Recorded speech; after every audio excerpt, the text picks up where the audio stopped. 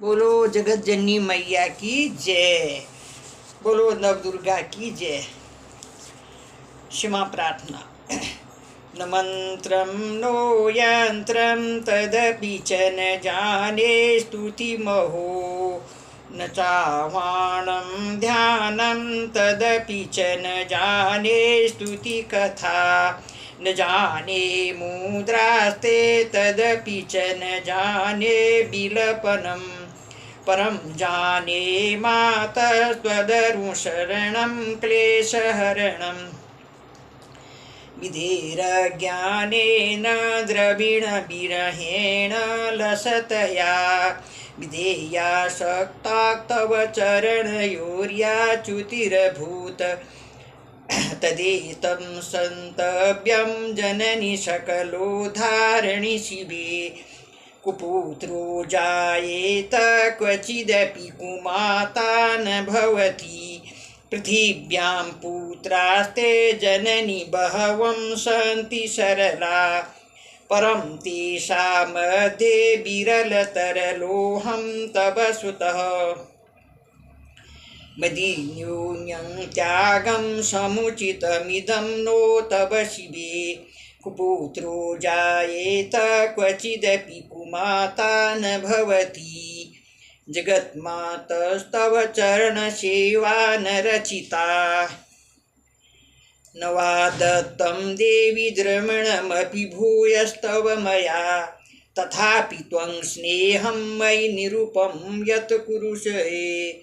कुपुत्रो जायेत क्वचिदपि कुमाता न भवति, परित्याक्ते वा विविधविधिसेवा कुलतया। मया पञ्चाशीतेरधिकपनीते तु वयसि, इदानीं चेन्मास्तव यदि कृपा नापि भविता। निरालम्बोलम्बोदरजननीक कङ्क्यामि शरणं, स्वपाको जलपाको भवति मधुपाकोपमगिरा, निरारङ्को रङ्को विहरति चिरङ्कोटिकनके। तवापर्णे कर्णे विशति मनुवर्णे फलमिदं, जनः को जानीते जननि जपनीयं जपतु। चिताभस्मालेपो गरलमशनं दिगपटधरो, जटाधारी कंठे भुजगपतिहारी पशुपति। कपालीभूतेषु भजति जगदीश पदवी, भवानी त्वत्प्राणिग्रहणपरिपाटी फलमिदं। न मोक्षाकाङ्क्षा भववाञ्छापि सज्जन मे, न विज्ञानापेक्षा शशिमुखी सुखेच्छापि न पुनः।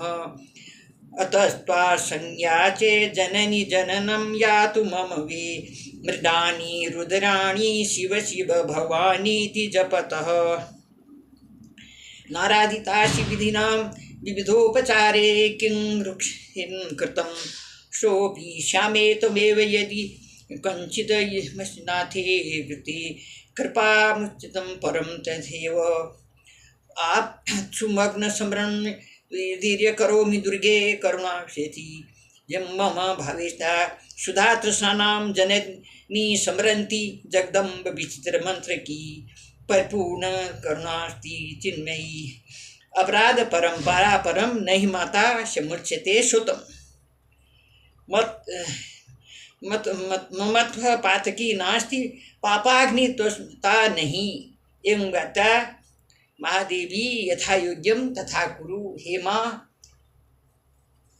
जान रही हो, देख रही हो, मुझे जैसे भी पढ़ना है क्षमा करना, माफ करना।